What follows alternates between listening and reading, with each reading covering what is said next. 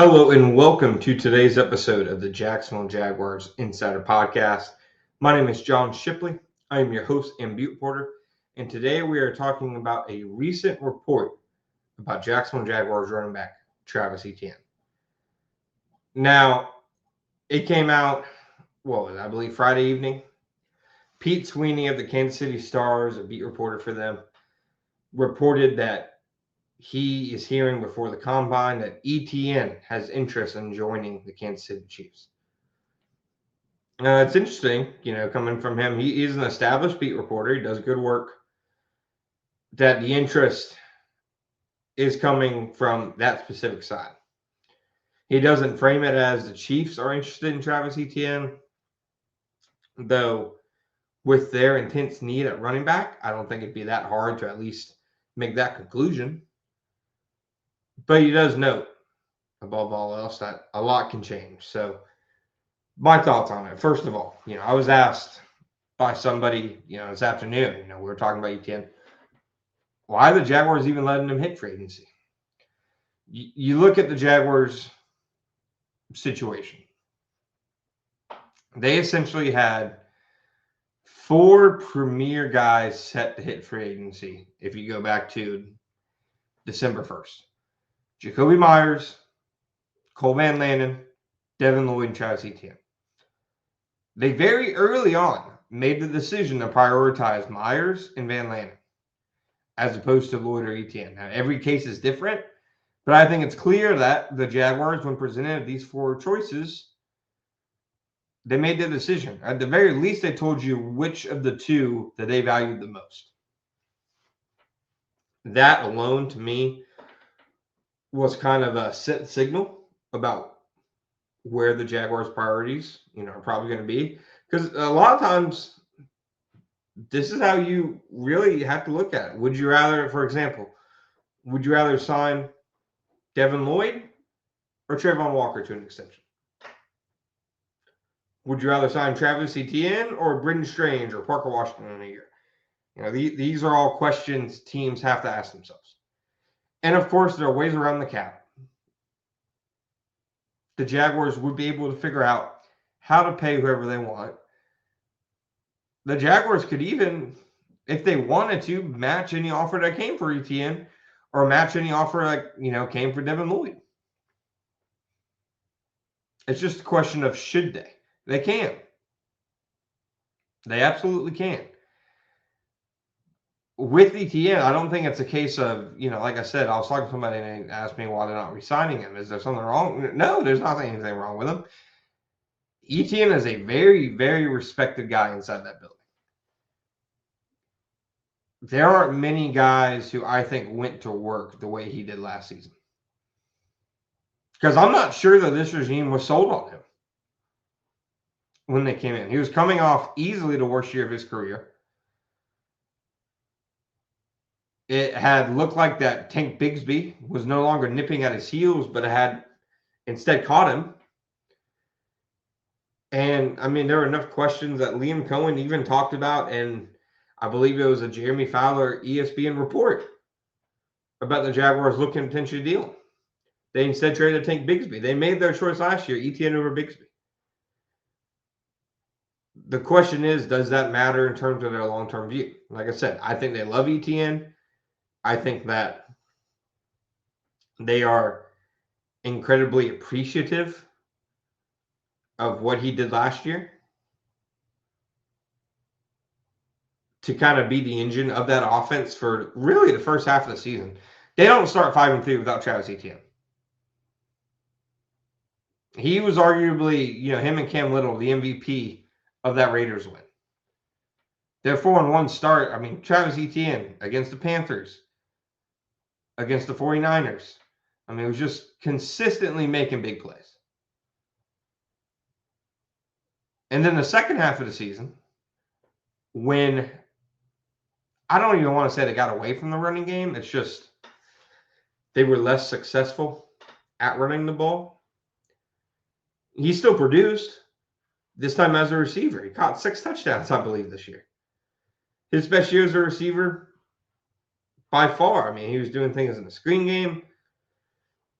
He was making plays downfield. He was making plays matched up against linebackers. So he was one of the most valuable players. I don't think they would deny that.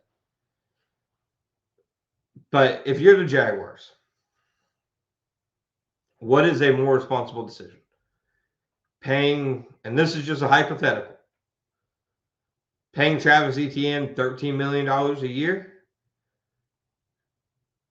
or getting Rachaad White for like a $3.5 million a year deal, and adding him to a rotation and upping Tuden's and LaQuint Allen's touches and responsibilities. It's very hard to say that the Etienne route would be the most prudent, would be the most efficient. That is just the case of running backs, and unless you're,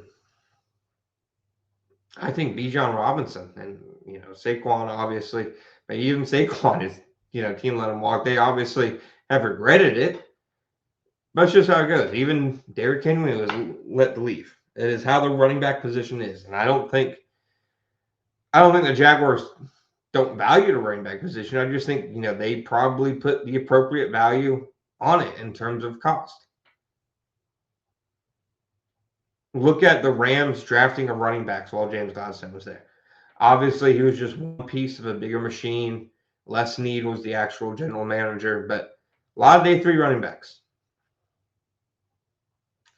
Liam Cohen made it work with Bucky Irving, Rachaad White, and Sean Tucker.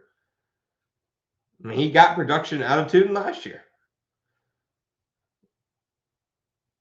I think that if they believe in Tuten, that's a much easier move to make. I'm not positive what their stance is, on how they feel about Tuden moving forward.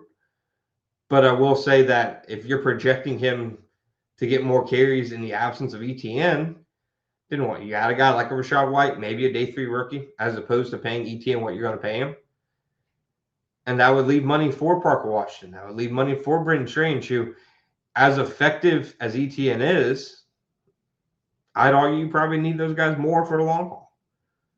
So I don't think it'd be easy to let him go. I think it'd be a lot like letting Juwan Taylor go. Not letting him go, but letting him leave. Where, he was a talented player, and part of you is like, Jaguars are the team that developed him, are a team he made his mark with, and now another team is set to benefit from. That's just how it goes. As for the particular fit of Etienne in Kansas City, it'd be interesting. I mean, for starters, he'd be joining a rival, AFC contender. I know the Chiefs were bad last season, but I don't think anybody's going to be projecting them to miss the playoffs next season. At least I certainly won't be. They've needed a running back to complement Mahomes for some time. I mean, they took Clyde Edwards-Helaire, as early as they did for that reason. Etienne's certainly explosive, much more so than Isaiah Pacheco. He can catch the ball out of the backfield. I thought he improved a lot as a pass blocker this past season. Has had kind of a rough go at that in other seasons.